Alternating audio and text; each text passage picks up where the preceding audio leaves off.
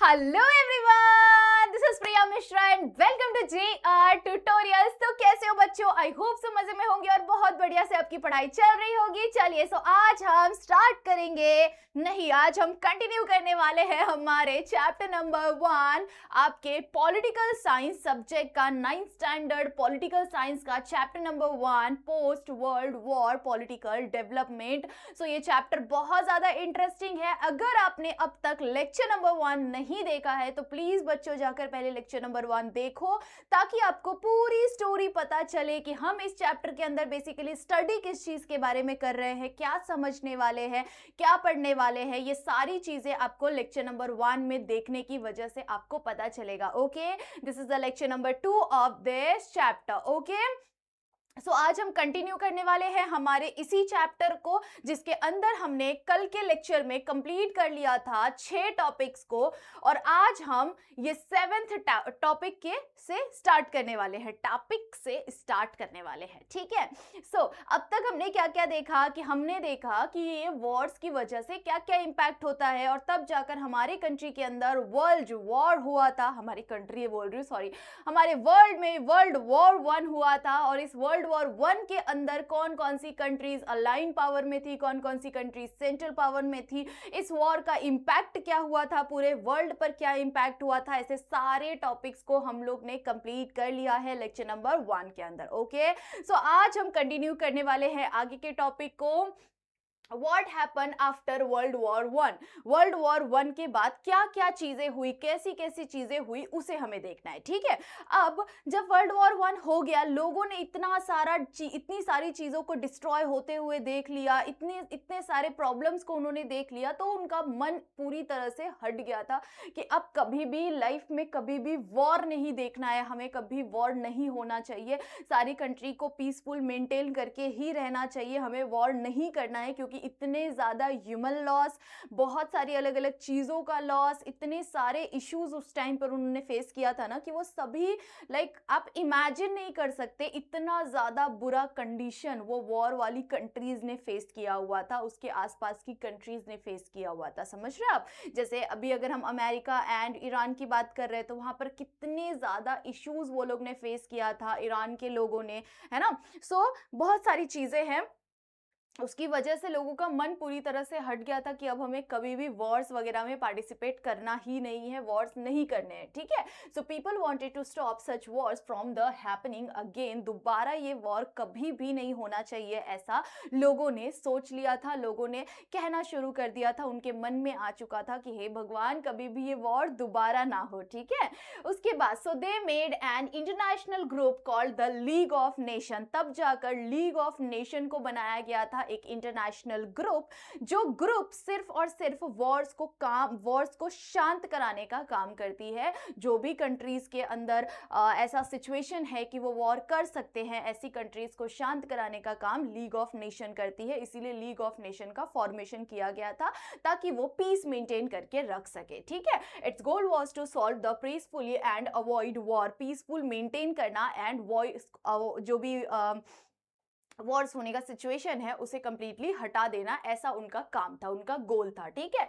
So many European empire ended and new countries were created. बहुत सारी new countries भी उस टाइम पर क्रिएट हो गई थी, ठीक है। And colonies in Asia and Africa started fighting for the freedom. उन्होंने फ्रीडम के लिए फाइटिंग करना स्टार्ट कर दिया था। कौन से कंट्रीज ने? एशिया एंड अफ्रीका, ऐसी 2 कंट्रीज ने इसके लिए, फ्रीडम के लिए, किसके लिए? फ्रीडम के लिए फाइटिंग करना उन्होंने स्टार्ट कर दिया था, ठीक है।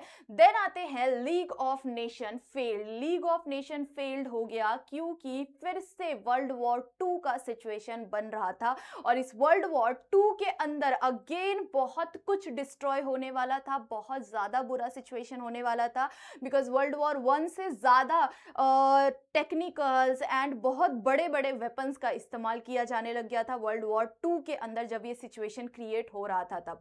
सो league of nation has failed, league of nation failed हो गया था, उन्होंने अपने काम को पूरा नहीं किया, उन्हें जिस काम के लिए बनाया गया था, ग्रुप को बनाया गया था, क्रिएट किया गया था, फॉर्मेशन किया गया था, वो उस काम पर प्रॉपरली उस काम को नहीं कर पाए और वर्ल्ड वॉर 2 का सिचुएशन बनना शुरू हो गया था। Even through it was made for the stop war, the league of nation could not stop world war 2, उन्होंने वर्ल्ड वॉर 2 को स्टॉप करने में वो नाकामयाब रहे। इन countries like Germany, Italy and Spain come to the power, और उस टाइम पर जर्मनी, इटली एंड स्पेन जैसी कंट्रीज बहुत ज़्यादा पावर में आ गई थी, and this leaded increase violence and control, उन्होंने उस वायलेंस एंड कंट्रोल से बहुत ज़्यादा आगे निकल चुके थे।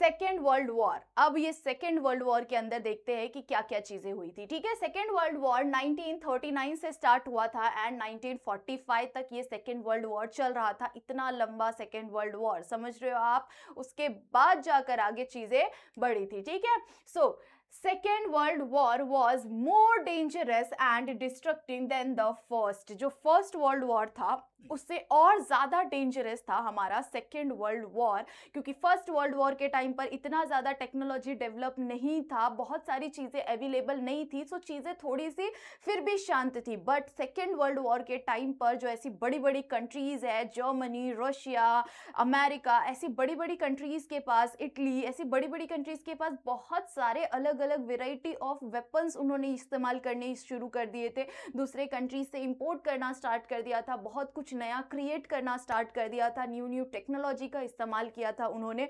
सो ये सारे रीजन की वजह से ये जो वर्ल्ड वॉर था ना, ये और ज्यादा मोर डिस्ट्रक्टिव था। ठीक है, बहुत ज्यादा लाइक बोलते ना, बहुत सारी चीजें डिस्ट्रॉय हो रही थी सेकेंड वर्ल्ड वॉर के टाइम पर। More countries like took part, इसमें और ज़्यादा कंट्रीज़ ने पार्टिसिपेट किया था and modern weapons were use, बहुत सारे different variety of modern weapons का इस्तेमाल किया गया था।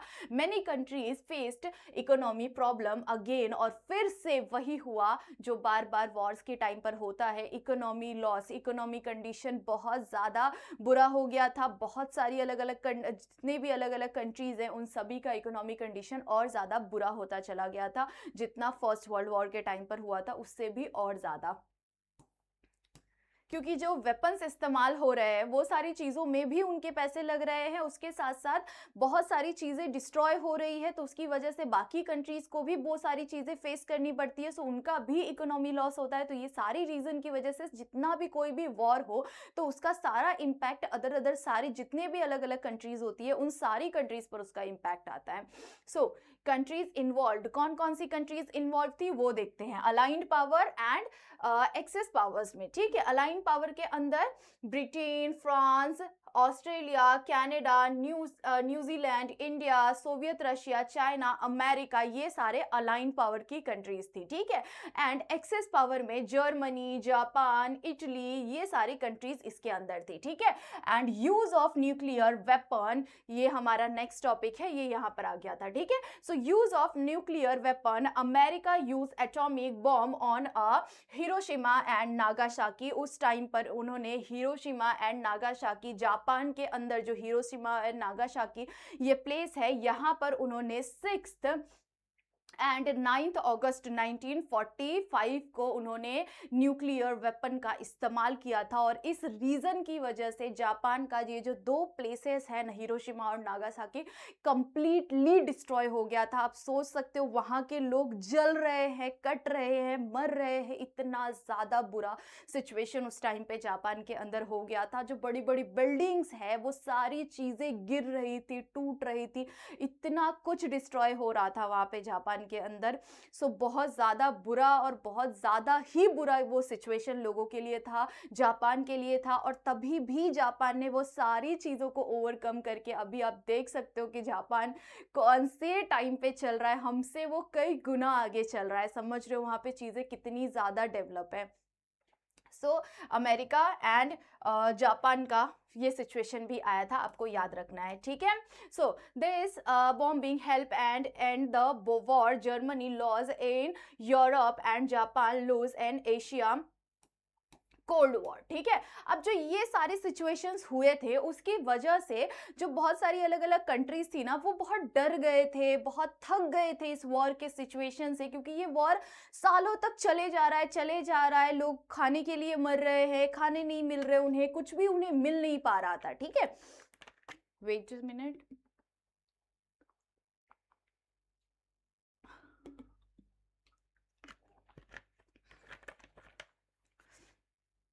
इतने सारे जो ये वॉर्स चल रहे थे और इतने सालों तक ये जो वॉर कंटिन्यू चल रहे थे, इस रीजन की वजह से बाकी जितनी भी कंट्रीज है ना, वो पूरी तरह से थक गई थी, परेशान हो गई थी, क्योंकि उनके पास अब आगे वॉर को कंटिन्यू करने के लिए भी इतने पैसे नहीं होते थे, और वो उनकी कंट्री भूखी मर रही है, ऐसा सिचुएशन तक आ चुका था, इतना कुछ डिस्ट्रॉय हो गया था। तो ये सारी चीजों से ना सब सारी कंट्रीज बहुत परेशान हो गई थी, जो अलाइन पावर में है, जो सेंट्रल पावर में है, वो सारी कंट्रीज परेशान हो गई थी। और इस रीजन की वजह से सभी ने आपस में बात करते हुए उस वॉर को शांत करने की कोशिश की, बिकॉज ये वॉर अगर चालू रहेगा और कंटिन्यू बहुत तेजी से चालू रहेगा, सभी कंट्रीज को लाया जाएगा इस वॉर के अंदर, तो हर एक कंट्री का सिचुएशन पूरा खराब होता चला जाएगा, और ऐसा भी टाइम आ सकता था कि पूरा वर्ल्ड ही खत्म हो जाए, है ना, क्योंकि इतना ज्यादा डेंजरस ये वॉर का सिचुएशन बढ़ता जा रहा था, ठीक है। सो इस रीजन की वजह से उसे थोड़ा सा पीस मेंटेन करने के लिए कहा गया। कंट्रीज ने आपस में बात की, क्योंकि उनका भी लॉस हो रहा था, तो कंट्रीज ने आपस में भी बात की और थोड़ा सा ये वॉर का सिचुएशन शांत हुआ था, ठीक है। देन स्टार्ट हुआ कोल्ड वॉर। कोल्ड वॉर का मतलब क्या होता है? कोल्ड वॉर फॉर एग्जांपल जैसे गर्ल्स करती है, गर्ल्स कभी भी डायरेक्ट वॉर नहीं करती है, गर्ल्स हमेशा कोल्ड वॉर करती है। मैं भी एक गर्ल हूँ, मैं भी करती हूँ, मुझे पता है, इसीलिए बता रही हूँ मैं आपको। जैसे गर्ल करती है ना, आपस में दोनों ने बात की और बातों बातों में उन्हें किसी बात पे गुस्सा आ गया, तो अब वो लोग मारपीट नहीं करते, वो लोग तभी के तभी उसका बाल नोच के मारना वारना स्टार्ट नहीं करते, वो गुस्सा हो जाते हैं, ठीक है। और वो गुस्सा होकर अलग अलग बेंच पे शिफ्ट हो जाते हैं, और जो जिनके पास भी बैठते हैं उनको बस बोलते हैं उसने मुझे ऐसा बोला और वो इतनी ज़्यादा बुरी है, ठीक है। और ना अंदर ही अंदर वो मन में भर के रखती है वो चीज़ को, और अंदर ही अंदर गुस्सा होती रहेगी, उसके खिलाफ कुछ ना कुछ चीज़ें करती रहेगी। तो ये इस तरह का कोल्ड वॉर इसे कहते हैं हम, ठीक है। डायरेक्ट वॉर नहीं कर रहे हैं, बट वो अंदर अंदर से एक दूसरे के लिए गुस्सा है और एक दूसरे के लिए थोड़ा ना थोड़ा सा बुरा चाहते हैं। गर्ल्स इतना नहीं चाहती है, बट ये कोल्ड वॉर के अंदर ये चीज़ें हो रही थी। वो एक दूसरे के लिए पीठ पीछे वार करने की कोशिश करते थे, क्योंकि डायरेक्टली सारी कंट्रीज ने पीछे हट गए थे। उन्होंने कह दिया था कि अब हमें इस वॉर्स के अंदर पार्टिसिपेट करने में कोई इंटरेस्ट नहीं है, अब हमें और ज्यादा बर्बाद नहीं होना है। सो इस रीजन की वजह से जो कोल्ड वॉर स्टार्ट हो गया था, ठीक है। चलो अब कोल्ड वॉर के बारे में जानेंगे, ठीक है। After the second world war America and Soviet Russia become a rival. They didn't fight directly but were always tensed. This was called the Cold War. इसे हम क्या कहते हैं? कोल्ड वॉर कहते हैं। अमेरिका एंड सोवियत रशिया उसके बाद directly उन्होंने भिड़ना स्टार्ट नहीं किया, उन्होंने एक दूसरे का पीठ पीछे से वार करना स्टार्ट कर दिया था। डायरेक्टली वो सामने नहीं आते थे, क्योंकि कोई भी दूसरी जितनी भी कंट्रीज है वो डायरेक्टली उनके ऊपर आ जाएगी ना कि हाँ फिर से तुमने वॉर क्यों स्टार्ट कर दिया, क्योंकि पहले से वर्ल्ड वॉर 1 और 2 की वजह से हम इतने ज्यादा परेशान हैं कि हम उसे बाहर नहीं निकल पा रहे हैं, और तुमने फिर से ये चीजें स्टार्ट कर दी है, ठीक है। सो इस रीजन की वजह से उन्होंने कोल्ड वॉर स्टार्ट कर दिया था। दोनों एक दूसरे के खिलाफ अंदर अंदर ही षड्यंत्र रचते थे, एंड वो पीठ पीछे एक दूसरे पर वार करने की कोशिश करते थे, डायरेक्ट नहीं करते थे, ठीक है। सो इसे हम लोग कोल्ड वॉर कहते हैं, okay. Both wanted to become a superpower and try to control the world in their own way, ठीक है। सो उसे क्या लगता था? अमेरिका, हमेशा से ही ऐसा फील होता है अमेरिका को कि वो बहुत बड़ा है और सुपर पावर कंट्री है, वो रूल कर सकता है ना। सो ये चीज़ें हमेशा से ही अमेरिका के पास थोड़ा सा है। अमेरिका बड़ी कंट्री और डेवलप्ड कंट्री है भी, ठीक है। अगर इंडिया ये चीज़ें सोचे तो इंडिया नहीं कर सकता, क्योंकि इंडिया के अंदर आप देख रहे हो कि कुछ भी सही से हो ही नहीं पाता है, क्योंकि जितने भी पॉलिटिशियंस हैं वो सोचते हैं कि हम हमारा ही घर भरे, वो कितने बंगलों कितने कुछ भर चुके हैं और लोग गरीबी के मारे मारे जा रहे हैं, ठीक है। तो ये सब सिचुएशंस आप देख सकते हैं, इंडिया के अंदर कुछ भी ज़्यादा बेटर तरीके से डेवलप हो नहीं पाता है, बहुत स्लो होता है, बहुत आराम आराम से होता है, और उसके अंदर भी इतने घपले होते हैं कि फिर वो चीज़ और ज़्यादा खराब हो जाती है ना। बट बड़ी-बड़ी और कंट्रीज़ है जो कि बहुत बेटर तरीके से अपने कंट्री को रन कर रही है। सो उसमें अमेरिका का भी नाम आता है। और रशिया की बात करें तो रशिया उस टाइम पर बहुत बड़ी कंट्री हुआ करती थी। सो रशिया को लगता था कि मैं सुपर पावर कंट्री बनूँगा और अमेरिका को लगता है कि मैं सुपर पावर कंट्री बनूँगा। सो इस रीज़न की वजह से उनका आपस में किसी न किसी रीज़न से वो भिड़ जाते थे, ठीक है? सो बाद में जाकर ये चीज़ें थोड़ी-सी शांत हो गई थी। एंड फिर क्या हुआ वो देखो, इफेक्ट ऑफ कोल्ड वॉर का क्या क्या इफेक्ट हुआ। फर्स्ट, मिलिट्री ग्रुप्स फॉर्म्ड, दो अलग अलग मिलिट्री ग्रुप्स फॉर्म हो गई थी, ठीक है। सो अमेरिका ने फॉर्म किया था नाटो को, ठीक है, नाटो को उन्होंने अमेरिका ने फॉर्म किया था। And Soviet Russia formed the Warsaw Pact, ठीक है। सो इस ग्रुप को उन्होंने फॉर्म किया था। ये कुछ मिलिट्री ग्रुप्स है जिसे अमेरिका ने फॉर्म किया एंड सोवियत रशिया ने फॉर्म किया था, ठीक है।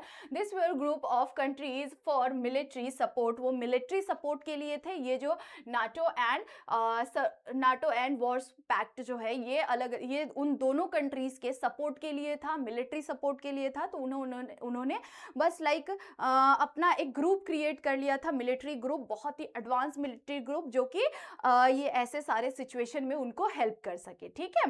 Next, world divided into two groups, और ये वर्ल्ड जो है हमारा वो दो ग्रुप्स में डिवाइड हो गया था। क्यों दो ग्रुप्स में डिवाइड हो गया था? बिकॉज अमेरिका को अभी भी अपना कंट्रोल छोड़ना नहीं था। अमेरिका चाहता था कि मैं ही ओन कर सकूं ये पूरे जो वर्ल्ड है उस पर मैं ही राज कर सकूं। मैं जो मतलब लाइक कैसे रूल चलना चाहिए, कैसे होना चाहिए, क्या चीज़ें होनी चाहिए, तो ये सारी चीज़ें मेरे कंट्रोल में रह सके। एंड रशिया को लगता था कि ये चीज़ें मेरे कंट्रोल में रह सके, ठीक है।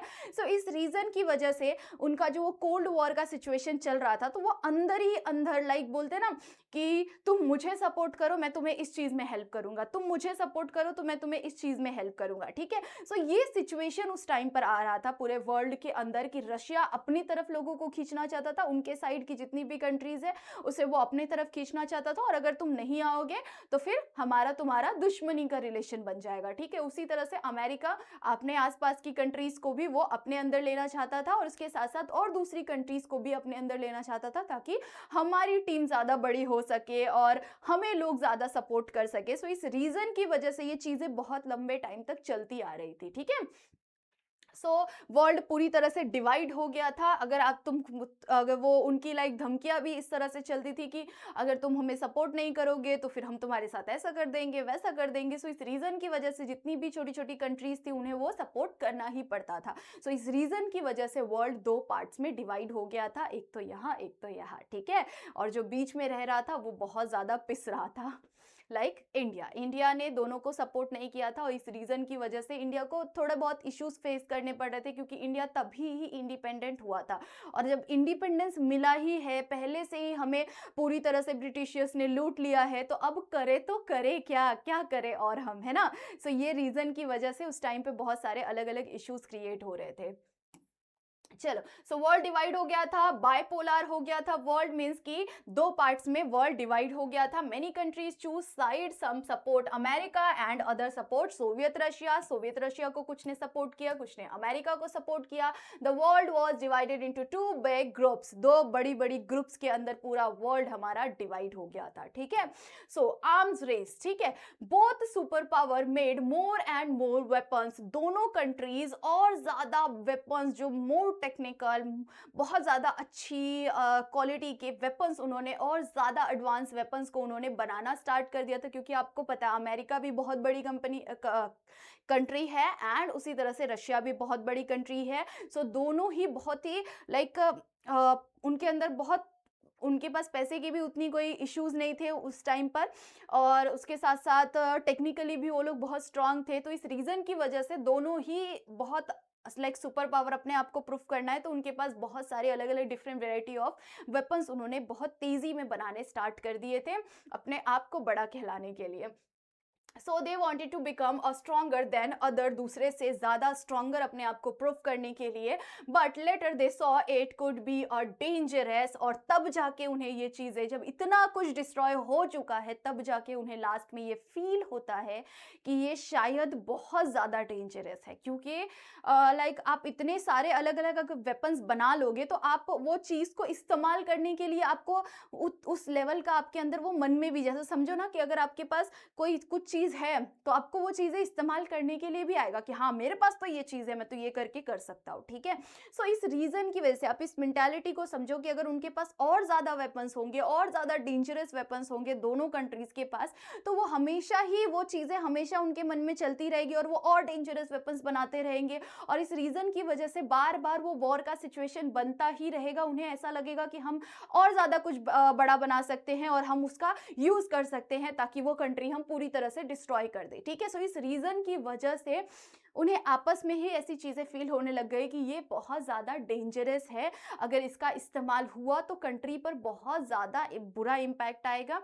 सो ये सारे रीज़न्स की वजह से उन्होंने इन वेपन्स का इस्तेमाल करना कंप्लीटली एक दूसरे पर बातचीत करने के बाद उन्होंने ये सोचा कि लाइक अभी हमें इस चीज़ का इस्तेमाल नहीं करना है, हमें शांति मेंटेन करनी है, ठीक है। सो dangerous for peace, so they started talking about reduce weapons too, ठीक है। उन्होंने weapons को reduce करना, ये सारी चीजें भी उस टाइम पर उन्होंने बातचीत करके ये सोचा, ठीक है। regional corporations, some countries made regional groups for development and unity. European countries formed European Economic Community EEC, and Asian countries like Singapore, Thailand etc. made Asian, ठीक है। सो जो अलग अलग कंट्रीज थी, अब जब वॉर का सिचुएशन फाइनली थोड़ा सा कंट्रोल में आ चुका है तो लोगों ने, जो कंट्रीज ने बहुत ही मुश्किल से फ्रीडम मिला हुआ था, जैसे हमारी कंट्री को इतनी मुश्किल से फ्रीडम मिला हुआ था, पहले से ही हमारी कंट्री ने इतना कुछ सिचुएशंस को झेल लिया है। बहुत सारी अलग अलग कंट्रीज भी है जिन्होंने बहुत सारे इश्यूज को झेला हुआ है, बहुत सारे इश्यूज को फेस किया हुआ है। ऐसी सारी कंट्रीज ने अपनी अपनी एक ग्रुप्स फॉर्म की, एक यूनिटी फॉर्म की, जो सिर्फ डेवलपमेंट पर ध्यान दे सके, क्योंकि बहुत सारा इकोनॉमी लॉस हो चुका था वॉर्स की वजह से, world war 1, world war 2, then cold war. So ये रीजंस की वजह से बहुत ज़्यादा इकोनॉमी लॉस हुआ था और ये इकोनॉमी लॉस से ओवरकम करने के लिए उन्होंने ये यूनिटीज़ को डेवलप किया, जिस रीज़न की वजह से वो भी थोड़ा थोड़ा डेवलपमेंट की तरफ बढ़ सके, अपनी कंट्री को डेवलप कर सके, आगे लेकर जा सके और ये सारे इश्यूज थोड़ा सा शांत हो सके, ठीक है। सो इसीलिए यूरोपियन कंट्रीज ने यूरोपियन इकोनॉमिक कम्युनिटी को बनाया था जिसका नाम था EEC, ठीक है, यूरोपियन इकोनॉमिक कम्युनिटी को बनाया था। एंड एशियन कंट्री ने, Asian countries like Singapore, Thailand etcetera ने बनाया था एशियन को, ठीक है, जिसकी वजह से वो उस चीज़ पर ध्यान देते थे। कौन सी चीज़ पर? डेवलपमेंट के ऊपर ध्यान देते थे, ठीक है, क्योंकि हमारी कंट्री पहले से ही बहुत ज़्यादा बुरी सिचुएशंस को फेस करके थक के पहले से बैठी हुई थी और यहाँ पर डेवलपमेंट का कोई ऑप्शन नहीं था। तो ये सारी रीज़न की वजह से हमने भी डेवलपमेंट के ऊपर ध्यान देना स्टार्ट कर दिया था, ठीक है। सो आई होप सो आपको इतना समझ में आ गया होगा। आज के लेक्चर के लिए इतना काफ़ी है, इस चीज़ को एक बार रिवाइज करिए। अगर आप कोई भी टॉपिक भूल रहे हैं तो लेक्चर को फिर से स्टार्ट करके पूरा लेक्चर दोबारा से देखिए ताकि ये चीज़ें आपको याद हो जाए। लेक्चर नंबर 1 अगर आपने नहीं देखा है तो प्लीज़ जाकर लेक्चर नंबर 1 देखो ताकि चीज़ें अच्छी तरह से समझ में आ जाए कि पूरे चैप्टर के अंदर हम क्या समझ रहे हैं, कौन सी चीज़ें हुई है, क्या क्या हमारे वर्ल्ड ने फेस किया है, ऐसी सारी चीज़ें आपको समझ में आ सके। ओके, चलिए सो यहाँ पर एंड करेंगे हमारे लेक्चर नंबर 2 को। आई होप सो आपको समझ में आ गया होगा। इतने सारे टॉपिक्स हमने कंप्लीट कर लिए हैं। अब लेक्चर नंबर 3 के अंदर हमारा चैप्टर कंप्लीटली कंप्लीट हो जाएगा। ओके, फिर नेक्स्ट लेक्चर के थर्ड लेक्चर के अंदर मींस लेक्चर नंबर 3 के अंदर हम बहुत सारी इंटरेस्टिंग चीज़ों के बारे में देखने वाले हैं। ग्लोबलाइजेशन के बारे में देखेंगे कि किस तरह से ये सारी सिचुएशन जब शांत हो गई तब लोगों ने कैसे डेवलपमेंट पर ध्यान दिया, क्या क्या चीज़ें हुई, ऐसी सारी चीज़ें हम लेक्चर नंबर 3 के अंदर देखेंगे। ओके, सो फटाफट से वीडियो को लाइक कर दो। अगर चैनल पर न्यू हो तो जल्दी जल्दी से चैनल को सब्सक्राइब कर दो और कमेंट सेक्शन में ज़रूर से बताना कि अगर आपने लेक्चर नंबर 1 को कंप्लीट कर लिया, ठीक है, तो कितने वॉर्स हुए थे हमारी कंट्री के अंदर, ये सारी चीज़ें मुझे कमेंट सेक्शन में ज़रूर से बताइए। ओके, चलिए सो तब तक के लिए बाय बाय, मिलते हैं लेक्चर नंबर 3 में।